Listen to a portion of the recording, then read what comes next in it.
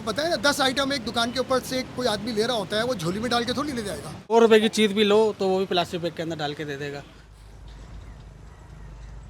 बोतल पिए तो वो भी प्लास्टिक की बोतल में, हर चीज़ डिस्पोजेबल कर दिया इन लोगों ने।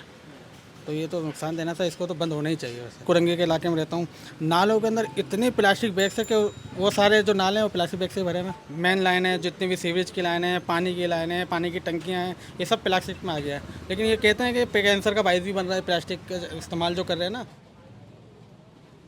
मुतबादिल कोई चीज़ जो है ना डिज़ाइन करके, जो प्लास्टिक बनाने वाले कारखाने हैं जो बैग बनाते हैं, जारी बात है उनकी लंबी चौड़ी इन्वेस्टमेंट है, उनको वो चीज़ बना के दी जाए कि ये इस स्केल के ऊपर आप ये चीज़ बनाइए। मैं अमल दरआमद करने को तैयार हूँ। एक कस्टमर को मैं सामने सामान रखूँगा, वो कहेगा मैं कैसे उठाऊँ इसको। अब बताएं ना, 10 आइटम एक दुकान के ऊपर से कोई आदमी ले रहा होता है, वो झोली में डाल के थोड़ी ले जाएगा।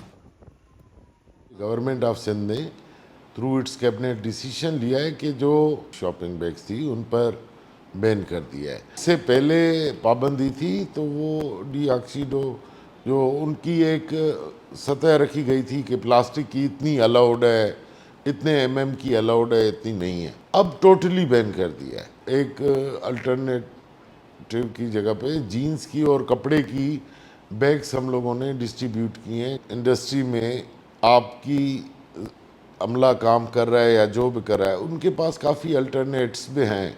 यहाँ के पढ़े लिखे लोग इस चीज़ को हमें सपोर्ट करें और इस तरह इसको डिस्करेज करें। अवेयरनेस के साथ साथ हैवी पेनल्टीज़ भी लगाएं। इसकी लाइफ इतनी ज़्यादा होती है क्योंकि ये बायोडिग्रेडेबल नहीं है कि ये 400-500 साल से भी ज़्यादा का अरसा लेती है और उसके बाद भी ये छोटे छोटे टुकड़ों में तब्दील हो जाती है, जिसको हम माइक्रो प्लास्टिक कहते हैं।